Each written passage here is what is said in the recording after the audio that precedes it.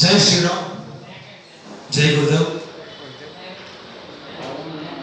ಎಲ್ಲ ಪತ್ರಿಕೆ ಹಾಗೂ ಮಾಧ್ಯಮ ಸ್ನೇಹಿತರಿಗೆ ನಮಸ್ಕಾರಗಳು. ನಾನು ಭಾಸ್ಕರ್ ಅಂಕಾಲಮುರುಗು ಶಿವಾರೆಡ್ಡಿ. 2018ರಲ್ಲಿ ಚಿಂತಾಮಣಿ ವಿಧಾನಸಭಾ ಕ್ಷೇತ್ರದಿಂದ ಸ್ವತಂತ್ರ ಅಭ್ಯರ್ಥಿಯಾಗಿ ಸ್ಪರ್ಧಿಸಿದ್ದೆ. ಅದೇ ರೀತಿಯಾಗಿ ಈಗ 2024 ದೇಶದ ಅತಿದೊಡ್ಡ ಪ್ರಜಾಪ್ರಭುತ್ವ ಹಬ್ಬ. ಈ ಪ್ರಜಾಪ್ರಭುತ್ವ ಹಬ್ಬದಲ್ಲಿ ನಾನು ಚಿಕ್ಕಬಳ್ಳಾಪುರ ಲೋಕಸಭಾ ಕ್ಷೇತ್ರ ಮತ್ತು ಬೆಂಗಳೂರು ಉತ್ತರ ಲೋಕಸಭಾ ಕ್ಷೇತ್ರದಲ್ಲಿ ಸ್ವತಂತ್ರ ಅಭ್ಯರ್ಥಿಯಾಗಿ ಸ್ಪರ್ಧೆ ಮಾಡಿದ್ದೀನಿ. ನನ್ನ ನಾಮಿನೇಷನ್ ಕರ್ನಾಟಕದಲ್ಲೇ ಮೊಟ್ಟ ಮೊದಲ ನಾಮಿನೇಷನ್ ಆಗಿದೆ. ದಿನಾಂಕ 28 ಮಾರ್ಚ್ ಫಸ್ಟ್ ದಿನ ನಾಮಿನೇಷನ್ ನಂದೇ ಆಗಿದ್ದು ಚಿಕ್ಕಬಳ್ಳಾಪುರ ಲೋಕಸಭಾ ಕ್ಷೇತ್ರದಲ್ಲಿ. ನಾನು 2018ರಲ್ಲೂ ಪ್ಲಸ್ 2024ರಲ್ಲೂ ಎರಡೂ ಕಡೆ ಎರಡು ಚುನಾವಣೆಗಳಲ್ಲಿ ಸ್ಪರ್ಧೆ ಮಾಡಿದಾಗ ನನಗೆ ಅನೇಕ ಪಕ್ಷಗಳಿಂದ, ಕಾಂಗ್ರೆಸ್, ಬಿಜೆಪಿ, ಜೆಡಿಎಸ್ ಬಿಟ್ಟು ಮಿಕ್ಕಿದ ಪಕ್ಷಗಳಿಂದ ನನಗೆ ಬಿ ಫಾರ್ಮ್ ಆಫರ್ ಬಂತು. ಆದರೂ ಕೂಡ ನಾನು ರಿಜೆಕ್ಟ್ ಮಾಡಿದೆ. ಯಾಕೆಂದ್ರೆ ನಾನು ಯಾವುದೇ ಪಕ್ಷದ ಮನುಷ್ಯ ಆಗಿರಬಾರ್ದು, ನಾನು ಸ್ವತಂತ್ರ ಅಭ್ಯರ್ಥಿ ಆಗಿರ್ಬೇಕು, ಜನರ ಮನುಷ್ಯ ಆಗಿರ್ಬೇಕು. ನಾನು ಜನಸೇವೆಯೇ ಜನಾರ್ದನ ಸೇವೆ ಎಂಬುದನ್ನ ನಂಬಿದ್ದೀನಿ. ಹಾಗಾಗಿ ಸ್ವತಂತ್ರ ಅಭ್ಯರ್ಥಿಯಾಗಿ ಮುಂದಿನ ಜೀವನದಲ್ಲೂ ಕೂಡ ಇರ್ತೀನಿ. ಯಾವುದೇ ಕಾರಣಕ್ಕೂ ಯಾವುದೇ ಪಕ್ಷಕ್ಕೆ ನಾನು ಬೆಂಡ್ ಆಗಲ್ಲ. ಸರ್, ಇವತ್ತಿನ ಪತ್ರಿಕೆಗೋಷ್ಠಿ ಉದ್ದೇಶ ಏನು ಸರ್? ಇವತ್ತಿನ ಮುಖ್ಯ ಉದ್ದೇಶ ಚಿಕ್ಕಬಳ್ಳಾಪುರ ಲೋಕಸಭಾ ಕ್ಷೇತ್ರದಲ್ಲಿ ಸರಿಸುಮಾರು 400 ಕೋಟಿಯಷ್ಟು 400 crores ಅಷ್ಟು ಡಮ್ಮಿ ಕರೆನ್ಸಿ ರೆಡಿ ಮಾಡಿದ್ದಾರೆ. ಫೇಕ್ ಕರೆನ್ಸಿ, RBI ಪ್ರಿಂಟ್ ಮಾಡಿರೋದಲ್ಲ, ಫೇಕ್ ಕರೆನ್ಸಿ, ಕೋಟಾ ನೋಟ್ ಅಂತೀವಲ್ವಾ, ಅದನ್ನ ರೆಡಿ ಮಾಡಿ ಜನವರಿಯಲ್ಲೇ ಲೋಡ್ ಆಗಿದೆ ಚಿಕ್ಕಬಳ್ಳಾಪುರ ಲೋಕಸಭಾ ಕ್ಷೇತ್ರದಲ್ಲಿ. ಚಿಕ್ಕಬಳ್ಳಾಪುರ ಲೋಕಸಭಾ ಕ್ಷೇತ್ರದಲ್ಲಿ ಸರಿಸುಮಾರು 8 ವಿಧಾನಸಭಾ ಕ್ಷೇತ್ರ ಬರುತ್ತೆ. 8 ವಿಧಾನಸಭಾ ಕ್ಷೇತ್ರಕ್ಕೂ ಒಂದು ವಿಧಾನಸಭಾ ಕ್ಷೇತ್ರಕ್ಕೆ 50 ಕೋಟಿಯಷ್ಟು ಹಣ ಫೇಕ್ ಕರೆನ್ಸಿ ರೆಡಿ ಆಗಿದೆ. ಅದು ಡಿಸ್ಟ್ರಿಬ್ಯೂಟ್ ಆದ್ರೆ ನಮ್ಮ ದೇಶದಲ್ಲಿ ಕರೆನ್ಸಿ ಎಫೆಕ್ಟ್ ತುಂಬಾ ಜಾಸ್ತಿ ಆಗುತ್ತೆ. ನಾವು ಕೋವಿಡ್ ಟೈಮಲ್ಲಿ ನೋಡಿದ್ವಿ, ಶ್ರೀಲಂಕಾದಲ್ಲಿ ಒಂದು ಮೊಟ್ಟೆ 150 ರೂಪಾಯಿ ಆಗಿತ್ತು ಅನ್ನೋದನ್ನ ನಾವು ಕೇಳಿದ್ವಿ. ಅದೇ ರೀತಿಯಾಗಿ ಈ ತರ ಕೋಟಾ ನೋಟು ಎಲ್ಲ ಲೋಕಸಭಾ ಕ್ಷೇತ್ರದಲ್ಲಿ ಇನ್ ಕೇಸ್ ಡಮ್ಮಿ ಕರೆನ್ಸಿ ಹಂಚಿದ್ರೆ ಓಟ್ಗಾಗಿರ್ಬಹುದು ಅಥವಾ ನಮ್ಮ ಕರೆನ್ಸಿಗಳಲ್ಲಿ ಮಿಕ್ಸ್ ಆಗಿ ಕೊಡಬಹುದು. ಈ ತರ ಆದ್ರೆ ದೇಶದ ಪರಿಸ್ಥಿತಿ, ಹಣಕಾಸಿನ ವ್ಯವಸ್ಥೆ ತುಂಬಾ ಕೆಟ್ಟ ಪರಿಸ್ಥಿತಿಗೆ ನಾವು ಹೋಗ್ತೀವಿ. ಇದನ್ನ ಸ್ಟಾಪ್ ಮಾಡಬೇಕು ಅನ್ನೋದು ಮುಖ್ಯ ಉದ್ದೇಶ.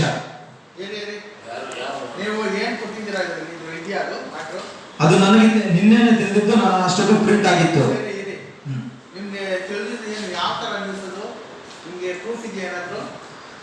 ಪ್ರೂಫ್ ಇಲ್ಲ.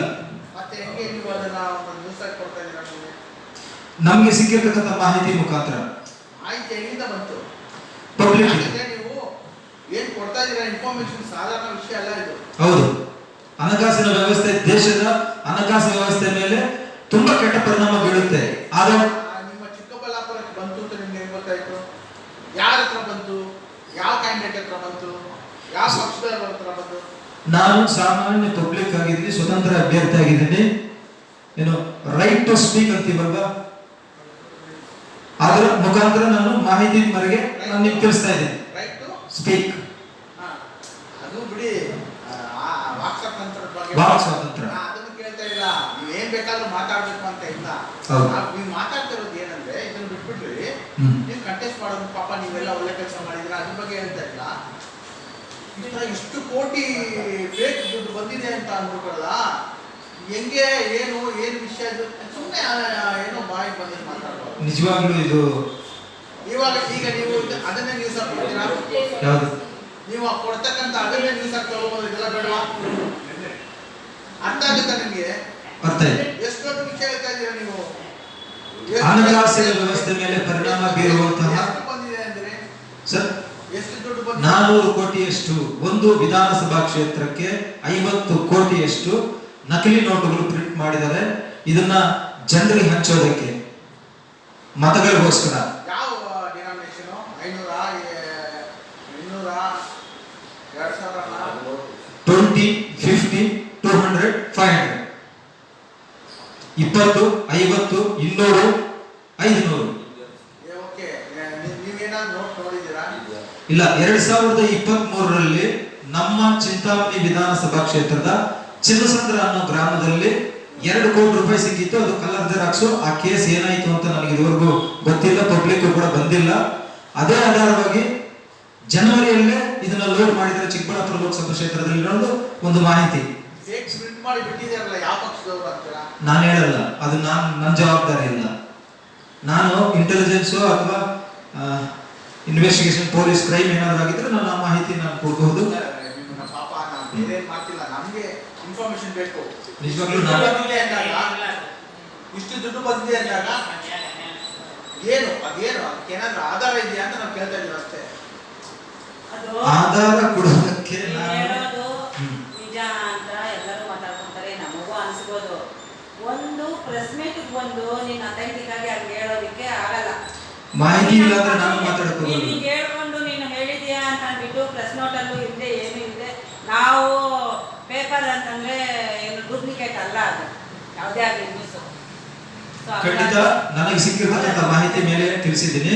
ನಾನೀಗ ನನ್ನ ನಾನು ಮಾಧ್ಯಮಗೋಷ್ಠಿಗೆ ಏನಾದ್ರೆ ತಂದಿದ್ದೀನೋ ಸೊ ಅದ್ರ ಬಗ್ಗೆ ಈಗ ಮಾತಾಡೋದಕ್ಕೆ ಸ್ಟಾರ್ಟ್ ಮಾಡ್ತೀನಿ. ಕಾಂಗ್ರೆಸ್ ಮತ್ತು ಬಿಜೆಪಿ ಒಂದು ನಾಣ್ಯದ 2 ಮುಖಗಳು. ಹೀಗಾಗಿ ದೇಶ ಅಭಿವೃದ್ಧಿ ಆಗ್ತಾ ಇಲ್ಲ. ಸೊ ಕಾಂಗ್ರೆಸ್ ಮತ್ತು ಬಿಜೆಪಿ ಅಡ್ಜಸ್ಟ್ಮೆಂಟ್ ಪಾಲಿಟಿಕ್ಸ್ ಮಾಡ್ತಾ ಇದೆ. ಇವತ್ತು ವಿಧಾನಸಭೆಯಲ್ಲಿ ಆಗಿರಬಹುದು, ಲೋಕಸಭೆಯಲ್ಲಿ ಆಗಿರಬಹುದು, ಅದೊಂಥರ ಸ್ಕ್ರಿಪ್ಟೆಡ್ ಡ್ರಾಮಾ. ಜನರನ್ನ ದಾರಿ ತಪ್ಪಿಸೋದಕ್ಕೆ ಅವ್ರು ಏನೋ ಒಂದು ಕಾಟಾಚಾರಕ್ಕೆ ಏನೋ ಒಂದು ಮಾಡಿ ಇಲ್ಲಿ ನಮ್ಮ ದೇಶದ ಅಭಿವೃದ್ಧಿ ಹಿಂದೆ ಬಿದ್ದಿದೆ. ಹೀಗಾಗಿ ಬಡವರು ಬಡವರಾಗೇ ಇದ್ದಾರೆ, ಸಾಮಾನ್ಯರು ಸಾಮಾನ್ಯರಾಗೇ ಇದ್ದಾರೆ. ಹೌದು, ನಿಮ್ಮ ಚಿಕ್ಕಬಳ್ಳಾಪುರದಲ್ಲೂ ಹೌದು ಎಷ್ಟು ಬೂತ್ ಇದೆ ಭಾಸ್ಕರ್ ಅವರೇ? ಸರ್ 8 ವಿಧಾನಸಭಾ ಕ್ಷೇತ್ರ ಬರುತ್ತೆ. ಚಿಕ್ಕಬಳ್ಳಾಪುರ ಲೋಕಸಭಾ ಕ್ಷೇತ್ರದಲ್ಲೂ ಮತ್ತು ಬೆಂಗಳೂರು ಉತ್ತರ ಲೋಕಸಭಾ ಕ್ಷೇತ್ರದಲ್ಲೂ. ಗೊತ್ತಿಲ್ಲ ತಾನೇ ನಿಮಗೆ? ಎಷ್ಟು ಓಟ್? 19 ಲಕ್ಷ ಚಿಲ್ಲರೆ ಇದೆ ಚಿಕ್ಕಬಳ್ಳಾಪುರದಲ್ಲಿ. ಬೆಂಗಳೂರು 15 ಲಕ್ಷ ಚಿಲ್ಲರೆ, ಬೆಂಗಳೂರು ಉತ್ತರ. ಎರಡು ಕಡೆ ಹೆಂಗೆ ನಿಭಾಯಿಸ್ತೀರಾ ಅಂತ ಕಷ್ಟ ಇದೆಯಲ್ಲ ಸರ್. 2018ರಲ್ಲಿ ನಾನು ಸ್ವತಂತ್ರ ಅಭ್ಯರ್ಥಿ ಆಗಿದ್ದೆ. 2023ರಲ್ಲಿ ನಮ್ಮ ಕೋವಿಡ್ ಎಫೆಕ್ಟ್ ನಿಂದ ನಾನು ಸ್ಪರ್ಧಕ್ಕಾಗಿಲ್ಲ. ಅದೇ ರೀತಿಯಾಗಿ ಬಿಜೆಪಿ ಬೆಂಬಲಿತ ಅಭ್ಯರ್ಥಿ ಅಂದ್ರೆ ಅವರು ಕೂಡ ಸ್ವತಂತ್ರವಾಗಿ ಅಥವಾ JDS ನಲ್ಲಿ ನಿಂತೀನಿ ಅಂತ ಹೇಳ್ತಾ ಇದ್ರು, ಗೋಪಿ ಅಂದ್ಬಿಟ್ಟು ನಮ್ಮ ಸ್ನೇಹಿತರು. ಸೊ ಅವ್ರಿಗೆ 2023ರಲ್ಲಿ ಬೆಂಬಲಿಸಿದ್ವಿ. ಈಗ 2 ಕಡೆ ಸ್ಪರ್ಧೆ ಮಾಡಿರೋದು ನಮ್ಮ ಸ್ನೇಹಿತರು ಮತ್ತು ಎಲ್ಲ ಕಮ್ಯುನಿಟಿಯ ಮುಖ್ಯ ವ್ಯಕ್ತಿಗಳಾಗಿರ್ತಕ್ಕಂಥ ಅವರೇ ನನ್ನನ್ನು ಚುನಾವಣೆಗೆ ಸ್ಪರ್ಧಿಸಿ ಸ್ವತಂತ್ರವಾಗಿ ನಿಲ್ಲಿಸಿರ್ತಕ್ಕಂಥದ್ದು 2 ಕಡೆ. ಸರ್ ನಾನು 0 ಬಜೆಟ್ ಪೇಪರ್ಲೆಸ್ ಪಾಲಿಟಿಕ್ಸ್ ಮಾಡ್ತಾ ಇದ್ದೀನಿ 2 ಕ್ಷೇತ್ರದಲ್ಲಿ. 25,000 ಒಂದು ಕ್ಷೇತ್ರದಲ್ಲಿ. ಸೊ ಎಕ್ಸ್ಪೆಂಡಿಚರ್ ಅಲ್ಲಿ ಸೊ ಎಲೆಕ್ಷನ್ ನಾಮಿನೇಷನ್ ತನಕ ಬಿಟ್ಟು ಮಿಕ್ಕಿದ್ ಮಾತಾಡ್ತಾ ಇದ್ದೀನಿ. ಅದು ಕೂಡ ಈಗೇನು ನೀವು 50,000 ರೂಪಾಯಿ ಲೆಕ್ಕ ಕೇಳ್ತೀರಾ, ಅದು ಕೂಡ ನಮ್ಮ ಸ್ನೇಹಿತರು ಮಾಡಿರ್ತಕ್ಕಂಥದ್ದು. ನಿಮ್ಮ ಪ್ರಶ್ನೆಗೆ ಉತ್ತರ ಆ 50,000 ಕೂಡ ನಮ್ಮ ಸ್ನೇಹಿತರು ಕೊಟ್ಟಿರ್ತಕ್ಕಂಥದ್ದು. ಸರ್ ಈಗ ನೀವು ಗೆಲ್ಲಲ್ಲ ಅಂತ ಗೊತ್ತಿದ್ರು ಕೂಡ ನಿಮ್ಗೆ ಗೊತ್ತಿಲ್ಲ ಗೆಲ್ಲಲ್ಲ ಅಂತ ಆದ್ರೂ ಕಂಟೆಸ್ಟ್ ಮಾಡ್ತಿರೋ ಉದ್ದೇಶ ಏನು? ಇವತ್ತಿಲ್ಲ ಅಂದ್ರೆ ನಾಳೆ. ಏನು 5 ವರ್ಷಕ್ಕೆ ನಾಳೆ ಅಂದ್ರೆ ಇನ್ನೂ 5 ವರ್ಷ ಬಿಟ್ಟು ಇಲ್ಲ, ಮುಂದೆ 6 ತಿಂಗಳಾದ್ಮೇಲೆ ಅದು 1 ವರ್ಷದಲ್ಲಿ ZP ಚುನಾವಣೆ ಬರುತ್ತೆ. ಅದರಲ್ಲೂ ಕೂಡ ಸ್ಪರ್ಧೆ ಮಾಡ್ತೀನಿ. ಸೋತರೂ ಪರವಾಗಿಲ್ಲ. BBMP ಬರುತ್ತೆ, BBMP ಕಂಟೆಸ್ಟ್ ಮಾಡಿಲ್ಲ. BBMP ಬರಲ್ಲ ಅವರು. ಇಲ್ಲ ಎಲ್ಲಾದ್ರೂ ನೀವು ಕಂಟೆಸ್ಟ್ ಮಾಡ್ಬೋದು. ಯಾರು ನಿಮ್ದು ಚಾನಲ್ ಕೇಳಿದೆ ಸರ್. ನಮ್ಮ ಪ್ರಣಾಳಿಕೆ ಕ್ಷೇತ್ರವಾರು 10,000 ಜನಕ್ಕೆ ಉದ್ಯೋಗ ಕೊಡ್ತೀವಿ. ಚಿಕ್ಕಬಳ್ಳಾಪುರದಲ್ಲಿ ಗೆದ್ರೆ ಚಿಕ್ಕಬಳ್ಳಾಪುರದಲ್ಲಿ 10,000 ಉದ್ಯೋಗ ಕೊಡ್ತೀವಿ. ಬೆಂಗಳೂರು ಉತ್ತರದಲ್ಲಿ ಗೆದ್ರೆ 10,000 ಉದ್ಯೋಗಗಳನ್ನ ಇಲ್ಲಿ ಕೊಡ್ತೀವಿ. ಭಾಸ್ಕರ್ ರೆಡ್ಡಿ ಇವಾಗ ನಿಮ್ಮ ಫ್ರೆಂಡ್ಸ್ 50,000 ಕೊಡ್ತಾರೆ. ಭಾಸ್ಕರ್ ರೆಡ್ಡಿ ಯಾರಮ್ಮ ಅವರು? ಮೇಡಮ್ 50,000 ಕೊಡ್ತಾರೆ. ಹೌದು. 50,000 ಕೊಡುವಷ್ಟು ಒಳ್ಳೆ ಫ್ರೆಂಡ್ಸ್ ನಿಮಗೆ ಇರುವಾಗ ನೀವು ಒಂದು ಟೀಮ್ ಮಾಡ್ಕೊಂಡು ಒಂದು 4-5 ಜನ ಇಲೆಕ್ಷನ್ ಆಗ್ಬೋದಾಗಿತ್ತು ತಾನೆ. ಟೀಮ್ ಇದ್ದಾರೆ, ಟೀಮ್ ವರ್ಕ್ ಮಾಡ್ತಾ ಇದ್ದಾರೆ. ಅಲ್ಲ ಗೊತ್ತು, ವರ್ಕ್ ಮಾಡ್ತಾ ಇದ್ದಾರೆ, ಜೊತೆಯಲ್ಲಿದ್ದಾರೆ. ನಿಮ್ಮ ಜೊತೆಯಲ್ಲಿ ಇವಾಗ ನಿಮ್ಮ ಒಬ್ಬನೇ ಬಂದು ಈ ತರ ಕಷ್ಟಗಳನ್ನ ನಾನು ಅನುಭವಿಸ್ತೀನಿ, ಸುಖಗಳನ್ನ ಅವ್ರು ಕೊಡ್ತೀನಿ. ಎಲ್ಲರಿಗೂ ಅಷ್ಟೇ. ಡೈಲಾಗ್ ಬೇಡ ನನಗೆ. ನಾನು ನಿಮ್ಮ ಡೈಲಾಗ್ಗೋಸ್ಕರ ಮಾತಾಡಿಲ್ಲ. ನಾನು ಇನ್ನೂ ಚೆನ್ನಾಗಿ ಮಾತಾಡ್ತೀನಿ ಡೈಲಾಗ್. ನೋಡೋದಕ್ಕಾಗಿ ಒಂದು ಹೇಳೋದಕ್ಕಾಗಿ ಒಂದು ಅರ್ಥ ಇರಬೇಕು. ಬಿಡಿ, ಅವ್ರ ಇಷ್ಟ ಏನಾರು ಹೇಳ್ಕೊಳ್ಳಿ, ಬಿಡಿ ಅವ್ರು ಏನು ಹೇಳ್ತಾರೆ ಕೇಳ್ಕೊಳ್ಳಿ.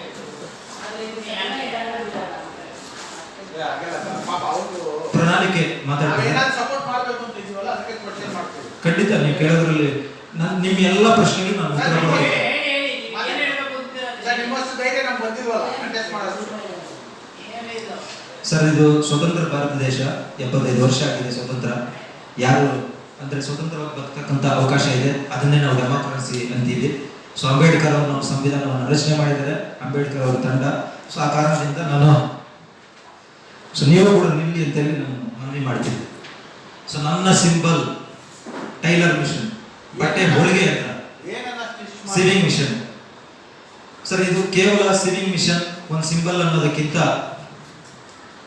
ಇದು ಅನೇಕ ಜನರ ಜೀವನವನ್ನು ಕಟ್ಟಿಕೊಡ್ತಿರ್ತಕ್ಕಂತಹ ಒಂದು ಬ್ಯಾಂಕ್ ಅಂತ ಹೇಳ್ಬೋದು. ಇವತ್ತು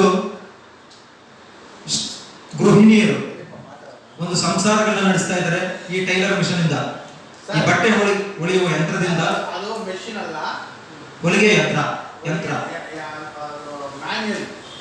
ಮ್ಯಾನ್ಯಲ್ ಹೊಲಿಗೆ ಯಂತ್ರ. ಮೆಷಿನ್ ಇದು ಮೋಟರೈಸ್ ಅಲ್ಲ, ಅದು ಹೊಲಿಗೆ ಯಂತ್ರ. ಸಿಂಬಲ್ ಕೊಟ್ಟಿರೋ ಚುನಾವಣೆ ಅಧಿಕಾರಿಗಳು ಹೊಲಿಗೆ ಯಂತ್ರ ಅಂತ ಕೊಟ್ಟಿದ್ದಾರೆ, ಅದಕ್ಕೆ ನಾನು ಹೊಲಿಗೆ ಯಂತ್ರ ಅಂತ ಯೂಸ್ ಮಾಡ್ತಾ ಇದ್ದೀನಿ. ಅದೇ ತರ ಇಂಗ್ಲಿಷ್ ಅಲ್ಲಿ ಸಿವಿಂಗ್ ಮಿಷನ್ ಅಂತ ಕೊಟ್ಟಿದ್ದಾರೆ, ನಾನು ಅದನ್ನೇ ಹೇಳ್ತಾ ಇದ್ದೀನಿ. ತೆಲುಗುలో దీన్ని బట్టలు కొట్టే మిషన్ అంటారు. ఓకే, ಈಗ ಚಿಕ್ಕಬಳ್ಳಾಪುರದಲ್ಲಿ ನಮ್ದು ಕ್ರಮ ಸಂಖ್ಯೆ 16 ಇದೆ, ಬೆಂಗಳೂರು ಉತ್ತರದಲ್ಲಿ ಕ್ರಮ ಸಂಖ್ಯೆ 17 ಇದೆ. ಎರಡೂ ಕಡೆ ಒಂದೇ ಸಿಂಬಲ್ ಸಿಕ್ಕಿದೆ, ಇದು ತುಂಬಾ ಅದೃಷ್ಟ. ಅದಾದ್ಮೇಲೆ ಈ ಹೊಲಿಗೆ ಯಂತ್ರದ ಬಗ್ಗೆ ನಾನು ಸ್ವಲ್ಪ ಮಾತಾಡ್ತೀನಿ. ಇವತ್ತು ಅನೇಕ ಸಂಸಾರಗಳು ನಡೆಸ್ತಾ ಇದ್ದಾರೆ ಗೃಹಿಣಿಯರು ಈ ಟೈಲರ್ ಮಿಷನ್ ನಂಬಿಕೊಂಡು.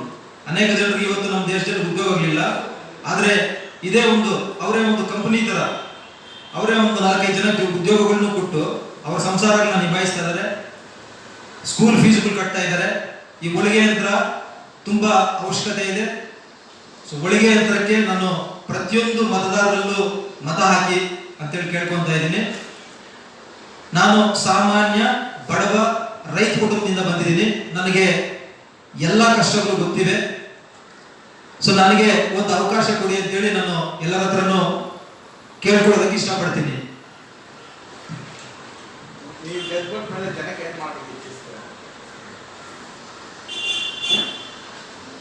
ಏನ್ ಮಾಡ್ತೀರಾ ಹೇಳಿ ಭಾಸ್ಕರ್ ಅವರು? ಸಂಕ್ರಾಂತಿ ಶಿವರಾತ್ರಿ ಮಾಡ್ತಾ ಇದ್ವಿ. ಒಂದು ಟ್ರಾನ್ಸ್ಪರೆಂಟ್ ಡೆವಲಪ್ಮೆಂಟ್, ಪಾರದರ್ಶಕ ಆಡಳಿತ, ಉತ್ತಮ ಗುಣಮಟ್ಟದ ಶಿಕ್ಷಣ ಸರ್ಕಾರಿ ಶಾಲೆಗಳಲ್ಲಿ. ಇವತ್ತು ಎಜುಕೇಶನ್ ಬಿಸ್ನೆಸ್ ಆಗ್ಬಿಟ್ಟಿದೆ. ಎಲ್ಲ ಸ್ಕೂಲ್ಗಳು, ಪ್ರೈವೇಟ್ ಸ್ಕೂಲ್ಗಳಲ್ಲೂ ತುಂಬಾ ಫೀಸಸ್ ಜಾಸ್ತಿ ಇದೆ. ಆ ಪ್ರೈವೇಟ್ ಸ್ಕೂಲ್ಗಳು ಮತ್ತೆ ಕಾಲೇಜಸ್ MLAಗಳದ್ದು MP ಗಳದ್ದು ಅವ್ರ ಬಿನಾಮಿಗಳದ್ದು ಆಗಿದೆ. ಹೀಗಾಗಿ ನಮ್ಮ ಸರ್ಕಾರಿ ಶಾಲೆಗಳನ್ನ ಬೀದಿಗೆ ಬಿಟ್ಟಿದ್ದಾರೆ. ಸೊ ಇತ್ತೀಚಿನ ದಿನಗಳಲ್ಲಿ ಒಂದು ತಿಂಗಳಲ್ಲೇ ಒಂದು ಇನ್ಸಿಡೆಂಟ್ ನಡೀತು. ಮೇಲಿಂದ ಒಂದು ಕಾಂಕ್ರೀಟ್ ಮುಗಿದು ಬಿದ್ದು ಒಂದು ಬ್ಯಾರಲ್ ಕಟ್ಟಾಗಿದೆ ಹುಡುಗರು. ನಮ್ಮ ಗ್ರಾಮದಲ್ಲೂ ಕೂಡ, ಅಕ್ಕಲಕೋಡು ಗ್ರಾಮದಲ್ಲಿ ಕೂಡ, ಮತ್ತೆ ಕಡದಮನೆ ಗ್ರಾಮದಲ್ಲೂ ಕೂಡ ಅದೇ ರೀತಿಯಾಗಿ ಚಿಂತಾಮಣಿ ವಿಧಾನಸಭಾ ಕ್ಷೇತ್ರದಲ್ಲಿ ಅನೇಕ ಶಾಲೆಗಳಲ್ಲಿ ಕಾಂಕ್ರೀಟ್ ಉದುರ್ತಾ ಇದೆ. ಅದು ಯಾವತ್ತು ಬಿದ್ದುತ್ತೋ ಬೀಳುತ್ತೋ, ಎಷ್ಟು ಜನಕ್ಕೆ ಅಪಾಯ ಆಗುತ್ತೋ ಅನ್ನೋದು ತುಂಬಾ ಬೇಸರದ ಸಂಗತಿ. ಸೊ ಈ ರೀತಿ ಆಗ್ಬಾರ್ದು. ಎಜುಕೇಶನ್, ಉನ್ನತ ಮಟ್ಟದ ಎಜುಕೇಶನ್, ಅಡ್ವಾನ್ಸ್ಡ್ ಎಜುಕೇಶನ್ ಕೊಡಬೇಕು, ಇನ್ಫ್ರಾಸ್ಟ್ರಕ್ಚರ್, ಹೈಜೀನ್ ಮೇಂಟೈನ್ ಮಾಡಬೇಕು ಸರ್ಕಾರಿ ಶಾಲೆಗಳಲ್ಲಿ. ಅದನ್ನ ಮಾಡ್ಕೊಡ್ತೀವಿ ಅಂತೇಳಿ ತಮ್ಗೆ ತಿಳಿಸ್ತಾ ಇದ್ದೀನಿ. ಅದೇ ರೀತಿಯಾಗಿ ನೀರಿನ ಸಮಸ್ಯೆಗಳು, ನಾವು ರೈತ ಕುಟುಂಬದಿಂದ ಬಂದಿದ್ದೀವಿ. ಚಿಕ್ಕಬಳ್ಳಾಪುರ ಮತ್ತೆ ಕೋಲಾರ ಏನ್ ಬಯಲುಸೀಮೆ ಅಂತ ಕರೀತೀವಿ, ಆ ಬಯಲುಸೀಮೆಯಲ್ಲಿ ವಿಪರೀತ ನೀರಿನ ಸಮಸ್ಯೆ ಇದೆ. ಒಂದು ವ್ಯವಸಾಯಕ್ಕೂ ನೀರಿಲ್ಲ, ಇನ್ನೊಂದು ಕುಡಿಯೋದಕ್ಕೂ ನೀರಿಲ್ಲ. ಈ ನೀರಿನ ಸಮಸ್ಯೆಯನ್ನ ಬಗೆಹರಿಸ್ತೀವಿ. ಭಾಸ್ಕರ್ ಅವರೇ, ನೀವು ಗೆದ್ಬಿಟ್ರಿ, ಅಲ್ಲೇನ್ ಚಾರ್ಜ್ ಜೊತೆ ಇಟ್ಕೋತೀರಾ? ಒಬ್ರು ಏನ್ ಮಾಡಕ್ ಯಾರ ಜೊತೆ ಆದ್ರೂ ಹೋಗ್ಬೇಕು. ನಾನು ಗೆದ್ರೆ ನಾನು ಭಾರತ್ ವೋಟ್ ಹಾಕ್ತೀನಿ, ಇಂಡಿಯಾಗಲ್ಲ. ಅಂದ್ರೆ NDAಗೆ ಹಾಕ್ತೀನಿ, ಮೋದಿ ಅವ್ರಿಗೆ ಮತ ಹಾಕ್ತೀನಿ. ಸೊ ನೀವು ಬಿ ಟೀಮು ಬಿಜೆಪಿ. ಬಹುಶಃ ನನಗೆ ಬಿ ಟೀಮ್ ಬಿಜೆಪಿ, ನಾನು ಯಾರಿಗೂ ಬಿ ಟೀಮ್ ಅಲ್ಲ. ಕೇವಲ 3 ತಿಂಗಳಲ್ಲಿ ಈಗ ಇರ್ತಕ್ಕಂಥ ಮೂಲಭೂತ ಸೌಕರ್ಯಗಳು ಏನಿದಾವೆ, ಲೋಪಗಳು, ಅದನ್ನ ಸರಿ ಮಾಡ್ಕೊಡ್ತೀನಿ. ಪ್ರತಿ ಕುಟುಂಬಕ್ಕೆ ಒಂದು ಹೊಲಿಗೆ ಯಂತ್ರ. ನಮ್ಗೆ ದೇವರ ದಯೆಯಿಂದ 2 ಕ್ಷೇತ್ರದಲ್ಲಿ ಹೊಲಿಗೆ ಯಂತ್ರನೇ ಸಿಂಬಲ್ ಸಿಕ್ಕಿದೆ. ಹಾಗಾಗಿ ಯಾವ ಕ್ಷೇತ್ರದಿಂದ ಗೆದ್ದರೂ ಕೂಡ 2 ಕ್ಷೇತ್ರಗಳಲ್ಲಿ ನಾನು ಹೊಲಿಗೆ ಯಂತ್ರವನ್ನ ವಿಸ್ತರಿಸ್ತೀನಿ, ಎಲ್ಲರಿಗೂ ಡಿಸ್ಟ್ರಿಬ್ಯೂಟ್ ಮಾಡ್ತೀನಿ. ನೀವು ಕೇಳಿ ಪಡೆದದ್ದು ಅವರೇ ಕೊಟ್ಟದ್ದು. ನಾವು ಬರ್ದಿದ್ವಿ, ಯಾರು ಬರ್ದಿಲ್ಲ, ನಮ್ಗೆ ಸಿಕ್ಕಿದೆ. 2ನೇ ಆಪ್ಷನ್ ಇಟ್ಟಿದ್ವಿ. ಫಸ್ಟ್ ಆಟೋ ಇಟ್ಟಿದ್ವಿ, ಆಟೋ ಪ್ರಜಾಕೀಯಕ್ಕೆ ಹೋಗಿದೆ. ಸೊ ಆಟ ನಿಮಗೆ ಕೊಟ್ಟಿದ್ರೆ ಏನ್ ಅದ್ರ ಬಗ್ಗೆ ಹೆಂಗೆ ನೀವು ಪ್ರಚಾರ ಮಾಡ್ತಾ ಇಲ್ಲ ಆಟೋನ? ನೀವು ನಿಮ್ಮ ಮನೆಯಲ್ಲಿ ಯಾರೇ ಆಟೋ ಕೊಟ್ಟಿದ್ರೆ ಆಟೋಲ್ಲೇ ಕ್ಯಾನ್ವಾಸ್ ಮಾಡಿಸ್ತಾ ಇದ್ದಾರೆ.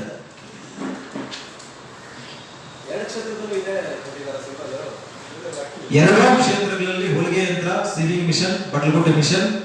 ಚಿಕ್ಕಬಳ್ಳಾಪುರದಲ್ಲಿ ಕ್ರಮ ಸಂಖ್ಯೆ 16, ಇಲ್ಲಿ 17. ಎಲ್ರಿಗೂ ಒಂದೊಂದು ಮಿಷನ್ ಅದು ಕೊಡ್ಬೇಡಿ, ಮೋಟರ್ ಇಸ್ಕೊಡಿ, ಅದು ಯಾರು ಮಾಡಲ್ಲ, ಉಳ್ಕೊಂಡು ಕೈಯಲ್ಲಿ. ಗೆದ್ರೆ ಖಂಡಿತ ನೀವು ಹೇಳ್ದಂಗೆ ಮಾಡ್ತೀನಿ.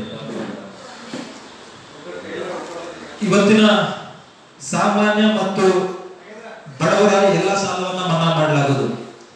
ಅಂದ್ರೆ ಬಿಫೋರ್ ಕೋವಿಡ್ ಯಾರ್ಯಾರು ಬಡವರು BPL ಕಾರ್ಡ್ ಸಂಬಂಧಪಟ್ಟಂತೆ ಯಾರ್ಯಾರು ಸಾಲ ಮಾಡಿರ್ತಾರೆ ಆ ಸಾಲವನ್ನ ಸರ್ಕಾರದಿಂದ ಮನವಿ ಮಾಡಿ ಹೋರಾಟಗಳು ನಡೆಸಿ, ಕೋವಿಡ್ಗಿಂತ ಮುಂಚೆ ಯಾರಾದ್ರೆ BPL ಕಾರ್ಡ್ ಇಟ್ಕೊಂಡು ಸಾಲವನ್ನು ಪಡೆದಿರ್ತಾರೋ ಅವ್ರ ಸಾಲವನ್ನು ಮನ್ನಾ ಮಾಡಲಾಗುವುದು. ಯುವಕರಿಗೆ ಇವತ್ತು ಯೂತ್ ನಿಜವಾಗ್ಲೂ ಜಾಗಗಳಿಲ್ಲದೆ ಇದ್ದಾರೆ, ಅವರಿಗೆಲ್ಲರಿಗೂ ಉದ್ಯೋಗ ಅವಕಾಶ ಸಿಗುತ್ತೆ. ಅದೇ ರೀತಿಯಾಗಿ ಕ್ರೀಡೆ, ಒಲಿಂಪಿಕ್ಸ್, ಸಿನಿಮಾ ಮತ್ತು ಇತ್ಯಾದಿಗಳಲ್ಲಿ ಪ್ರವೇಶ ಮಾಡತಕ್ಕಂಥ ಎಲ್ಲ ಸಪೋರ್ಟ್ ನಮ್ಮ ಹತ್ರ ಇರುತ್ತೆ, ನಾವು ಬೆಂಬಲ ಮಾಡಿ ಕಳಿಸ್ತೀವಿ. ಆಮೇಲೆ ಇದು ಲಾಸ್ಟ್ ಸಬ್ಜೆಕ್ಟ್. ಸರ್ಕಾರಕ್ಕೆ ನಮ್ಮ ಪ್ರಶ್ನೆಗಳಿದಾವೆ, ದಯವಿಟ್ಟು ಇದನ್ನ ಸ್ವಲ್ಪ ಫೋಕಸ್ ಮಾಡಿ ನೋಡ್ಬೇಕು ನೀವು. ಅಂದ್ರೆ ಸರ್ಕಾರ ಈಗ ಆಲ್ರೆಡಿ ಘೋಷಣೆ ಮಾಡಿದೆ ಏನು 5 ಗ್ಯಾರಂಟಿಗಳನ್ನ. ಅದರಲ್ಲಿ 5 ಗ್ಯಾರಂಟಿಗಳಲ್ಲಿ ಮೊದಲ 1 ಗ್ಯಾರಂಟಿ ಅಕ್ಕಿ ಅನ್ನಭಾಗ್ಯ ಅಂತ ಹೇಳಿದ್ದಾರೆ. 10 kg ಕೊಡ್ತೀವಿ ಅಂತ ಹೇಳಿದ್ರು. 10 kg ಇವತ್ತು 5 kg ಕೊಡ್ತಾ ಇದ್ದಾರೆ, 5 kg ದುಡ್ಡು ಕೊಡ್ತಾ ಇದ್ದಾರೆ ಅಂತ ಕೆಲವೊಂದು MLAಗಳು ಇಲ್ಲಿ ಮಾತಾಡ್ತಾ ಇದ್ದಾರೆ ಕ್ಯಾನ್ವಾಸ್ಗಳಲ್ಲಿ. ಹಳ್ಳಿಗಳಲ್ಲಿ ಕೇವಲ 2 kg ಕೊಡ್ತಾ ಇದ್ದಾರೆ, ಕಾಸೇನು ಕೊಡ್ತಾ ಇಲ್ಲ. ಅವ್ರು ಹೇಳ್ತಾರೆ ಸುಳ್ಳು, ಶುದ್ಧ ಸುಳ್ಳು.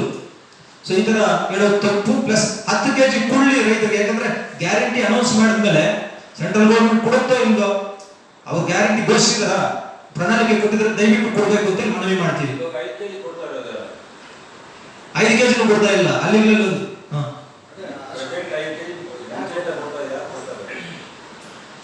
5 kg ಸೆಂಟ್ರಲ್ ಗೌರ್ಮೆಂಟ್ ಇಂದಾನೆ ಬರ್ತಾ ಇತ್ತು. CM ಸಿದ್ದರಾಮಯ್ಯ ಅವರು 2ನೇ ಪ್ರಶ್ನೆ. CM ಸಿದ್ದರಾಮಯ್ಯ ಅವರು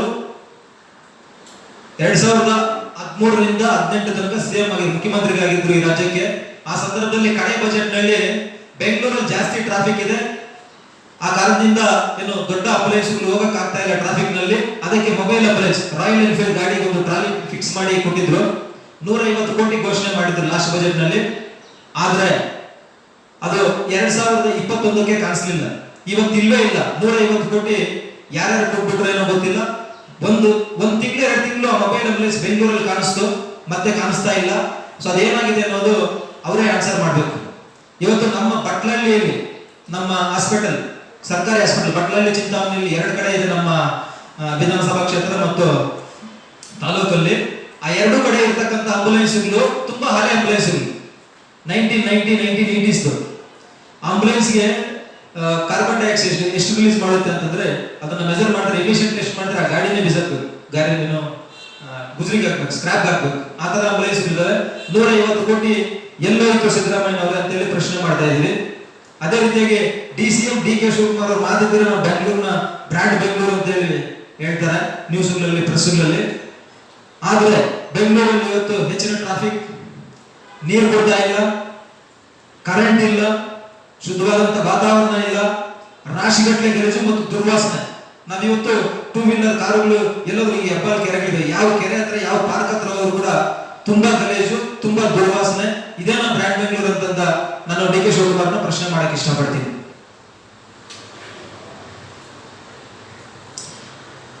2018ರಿಂದ ನಾವು 17ರಿಂದ ನಾವು ಸಮಾಜ ಸೇವೆ ಮಾಡ್ತಾ ಇದೀವಿ, ಜನಸೇವೆ ಮಾಡ್ತಾ ಇದೀವಿ. ನಾನು ಜನಸೇವೆ ಜನಾರ್ದನ ಸೇವೆ ಎಂಬುದನ್ನು ನಂಬಿದ್ದೀನಿ, ನಿರಂತರವಾಗಿ ನಂಬಿರ್ತೀನಿ, ನಿರಂತರವಾಗಿ ಜನಸೇವೆ ಮಾಡ್ತಾ ಇರ್ತೀನಿ, ಸಮಾಜ ಸೇವೆ ಮಾಡ್ತಾ ಇರ್ತೀನಿ.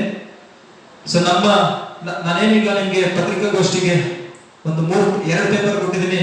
ಅದರಲ್ಲಿ ನಮ್ಮ ಯಾರೋ ವೆಲ್ ವಿಶರ್ ನಾವೇನ್ ಮಾಡಿದೀವಿ ಕಾರ್ಯಸಾಧನೆಗಳನ್ನ ಇಂಗ್ಲಿಷ್ ನಲ್ಲಿ A true leader for society, one man many qualities ಅಂತ ಕೊಟ್ಟಿದ್ದಾರೆ. ಅದು ಫಸ್ಟ್ ಪೇಜ್ ಹಿಂದೆ ಇದೆ, 1ನೇ ಪೇಜ್ ಅಲ್ಲಿ ಹಿಂಭಾಗದಲ್ಲಿ.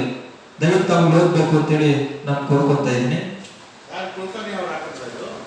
ಹೌದು.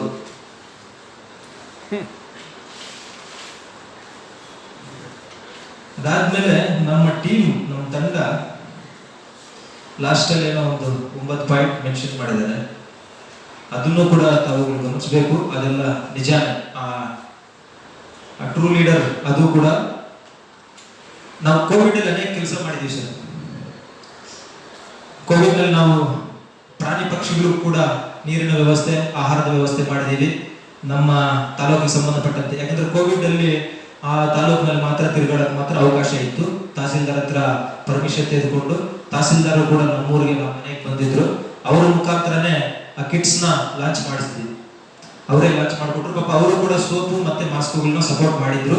ಅದನ್ನು ಸೇರಿಸಿ ನಾವು ಜನರಿಗೆ ಡಿಸ್ಟ್ರಿಬ್ಯೂಟ್ ಮಾಡಿದ್ವಿ. ಅದಾದ್ಮೇಲೆ 2017ರಲ್ಲಿ ನಾನು ಮೊದಲ ಬಾರಿಗೆ ಸತ್ಯಾಗ್ರಹವನ್ನು ಹಮ್ಮಿಕೊಂಡಿದ್ದೆ ಸಾಮಾನ್ಯರ ಹಕ್ಕುಗಳಿಗೋಸ್ಕರ. ನೆಕ್ಸ್ಟ್ 2018ರಲ್ಲಿ ಫಸ್ಟ್ ಯಂಗ್ಸ್ಟರ್ ನಾನಲ್ಲಿ ನಾಮಿನೇಷನ್ ಹಾಕಿರೋದು ಕರ್ನಾಟಕ ಅಸೆಂಬ್ಲಿ ಎಲೆಕ್ಷನ್ಸ್ ಇಂದ, ಚಿಂತಾಮಣಿ ವಿಧಾನಸಭಾ ಕ್ಷೇತ್ರದಿಂದ. ಸೊ ಮೆಡಿಕಲ್ ಕ್ರೈಸಿಸ್ ಇದ್ದಾಗ, ಯಾರೋ ಗರ್ಭಿಣಿ ಶ್ರೀಗೆ MS ರಾಮಯ್ಯ ಹಾಸ್ಪಿಟಲ್ ಅಲ್ಲೇನೆ ತುಂಬಾ ಕ್ರೈಸಿಸ್, ಬ್ಲಡ್ ಬೇಕಾಗಿತ್ತು, ಪ್ಲೇಟ್ಲೆಟ್ಸ್ ಬೇಕಾಗಿತ್ತು, ಡೊನೇಟ್ ಮಾಡಿದ್ದೀನಿ. ಸೊ ನಾನು ಪ್ರತಿ ಶಿವರಾತ್ರಿಗೂ ಕೆಲವೊಂದು ಈವೆಂಟ್ಸ್ ನ ಆರ್ಗನೈಸ್ ಮಾಡ್ತಾ ಇರ್ತೀನಿ. Blood donation, medical camp, marathon, kabaddi, ಈ ತರ ಪಂದ್ಯಾವಳಿಗಳನ್ನ ಆರ್ಗನೈಸ್ ಮಾಡ್ತಾ ಇದ್ದೀನಿ. ಏನಕ್ಕೆ ಅಂತಂದ್ರೆ ಯಂಗ್ಸ್ಟರ್ಸ್ ಅಲ್ಲಿ, ಯುವಕರಲ್ಲಿ ವೈಯಕ್ತಿಕ ಶಕ್ತಿಯನ್ನು ಹೆಚ್ಚೋದಕ್ಕೆ ತುಂಬಾ ಜನ ಪಾರ್ಟಿಸಿಪೇಟ್ ಕೂಡ ಮಾಡ್ತಾರೆ. ತುಂಬಾ ಚೆನ್ನಾಗಿರುತ್ತೆ ಅವತ್ತು ಶಿವರಾತ್ರಿ ನಮ್ಮ ಊರಲ್ಲಿ ಈವೆಂಟ್. ಸೊ ನನ್ನ ಕೋವಿಡ್ ಸಂದರ್ಭದಲ್ಲಿ ನಾವು ಸಾಯ್ತೀವೋ ಬದುಕ್ತೀವೋ ಗೊತ್ತಿಲ್ಲ, ನಿಮ್ಮ ಮಾಧ್ಯಮದಲ್ಲಿ ಯಾವ ತರ ನ್ಯೂಸ್ಗಳಾಗ್ತಾ ಇತ್ತು ಅನ್ನೋದು ನೋಡಿದೀರಾ. ಆ ಕಾರಣದಿಂದ ನನ್ನ ಹತ್ರ ಇರ್ತಕ್ಕಂಥ ಬಂಗಾರ ಮತ್ತೆ ನನ್ನ ಇನ್ಕಮ್ ಏನ್ ಬರ್ತಾ ಇತ್ತು ಅದಕ್ಕಿಂತ ಜಾಸ್ತಿ ಸಾಲ ಮಾಡಿ ನಾನು ಕೆಲವೊಂದು ಕೆಲಸಗಳನ್ನ ಮಾಡಿದ್ದೀನಿ. ಸರ್ ನಾನು ಫುಲ್ ಟೈಮ್ ಅಲ್ಲಿ ಫಾರ್ಮರ್, ರೈತ. ಪಾರ್ಟ್ ಟೈಮ್ ಅಲ್ಲಿ ಬೆಂಗಳೂರಲ್ಲಿ ನಾನು ಕಾರ್ಪೊರೇಟ್ ಸೇಲ್ಸ್ ಮಾಡ್ತೀನಿ, international and national corporate sales ಮಾಡ್ತೀನಿ. ಕೆಲವೊಂದು ಕಂಪ್ನಿಗಳು ಇರ್ತವೆ, ವಿಪ್ರೋ, IBM ಮತ್ತು IT ಕಂಪ್ನಿಗಳು, ಸಾಫ್ಟ್ವೇರ್ ಕಂಪ್ನಿಗಳು ಇದೆಯಲ್ವಾ, ಆ ಕಂಪ್ನಿಗಳಿಗೆ ಟ್ರಾನ್ಸ್ಪೋರ್ಟೇಷನ್ ಪ್ರೊವೈಡ್ ಮಾಡೋದು. ಆ ಎಂಪ್ಲಾಯ್ಸ್ ಆಫೀಸ್ಗೆ ಹೋಗೋದಕ್ಕೆ ಮನೆಗೆ ಹೋಗೋದಕ್ಕೆ ಕಾಂಟ್ರಾಕ್ಟ್ಸ್ ಮಾಡ್ತೀವಿ. 1 ವರ್ಷ ಆ ಥರ ಸರ್ವಿಸಸ್ನ ನಾವು ಇಂಪ್ಲಿಮೆಂಟ್ ಮಾಡ್ತೀವಿ. ಸೊ ಉದ್ಯೋಗಗಳು ಯಾವ ನನಗೆ ಗೊತ್ತಿಲ್ಲ, ಎಷ್ಟು MLAಗಳು ಎಷ್ಟು ಜನ ಎಷ್ಟು ಉದ್ಯೋಗಗಳು ಕೊಡಿಸಿದ್ರೇನೋ. ನಾನಂತೂ 2011ರಿಂದ ಸ್ಟಾರ್ಟ್ ಮಾಡಿದ್ರೆ ಇವತ್ತು ಕನಿಷ್ಠ ಅಂದ್ರೆ ಒಂದು 5,000 ಜನಕ್ಕೆ ಉದ್ಯೋಗ ಇಸ್ಕೊಟ್ಟಿರ್ತೀನಿ. ನಾನೇ ಬಸ್ ಚಾರ್ಜ್ಗೆ ಹೋಗೋಕ್ಕೂ ಬರೋಕ್ಕೂ ಕೂಡ ಪ್ರೊವೈಡ್ ಮಾಡಿರ್ತೀನಿ. ಕೆಲವೊಂದು ದಿನಗಳ ಕಾಲದಲ್ಲಿ ಈಗ ಹಳ್ಳಿಯಿಂದ ಬರ್ತಾರೆ ನಮ್ಮ ರೈತರು, ಸಾಮಾನ್ಯರು, ಬಡವರು ಅಂತವ್ರಿಗೆ ಬೇರೆ ನಮ್ಮ ಫ್ರೆಂಡ್ಸ್ ರೂಮ್ಗಳಲ್ಲಿ ವ್ಯವಸ್ಥೆ ಮಾಡಿ ಅಲ್ಲಿದ್ದು ಸ್ವಲ್ಪ ದಿನ, ಆಮೇಲೆ ಅವ್ರು 1-2 ಸಾವಿರ ಬಂದ್ಮೇಲೆ ಅವರ ರೂಮ್ ಮಾಡ್ಕೊಳ್ಳೋ ಥರ ಕೂಡ ವ್ಯವಸ್ಥೆ ಮಾಡ್ಕೊಡ್ತೀವಿ. ಸೊ ಇದೇ ಫಸ್ಟ್ ಟೈಮ್ ಈ ದೇಶದಲ್ಲಿ ನನಗೆ ಗೊತ್ತಿರೋ ಪ್ರಕಾರ, ಗೂಗಲ್ ಅಲ್ಲೂ ಕೂಡ ಚೆಕ್ ಮಾಡಿದ್ದಾರೆ ನಮ್ಮ ಟೀಮು, ಒಂದು ವ್ಯಕ್ತಿ ಸ್ವಂತ ಲೋಕಸಭಾ ಕ್ಷೇತ್ರವನ್ನ ಬಿಟ್ಟು ಆಚೆ ಕಡೆ 2 ಲೋಕಸಭಾ ಕ್ಷೇತ್ರದಲ್ಲಿ ಸ್ವತಂತ್ರವಾಗಿ ಕಂಟೆಸ್ಟ್ ಮಾಡಿರೋದು ಒಂದು ಯಂಗ್ಸ್ಟರ್, ಇದೇ ಫಸ್ಟ್ ಟೈಮ್. ಅದಾದ್ಮೇಲೆ ಇದೇ ತರ 2 ಲೋಕಸಭಾ ಕ್ಷೇತ್ರದಲ್ಲಿ ಒಂದೇ ಸಿಂಬಲ್ ಸಿಕ್ಕಿರೋದು ಇದೇ ಫಸ್ಟ್ ಟೈಮ್. ಸರ್ ಆತರ ಏನು ಗರ್ವ ಏನಿಲ್ಲ ಸರ್, ಆಟಿಟ್ಯೂಡ್ ಏನಿಲ್ಲ.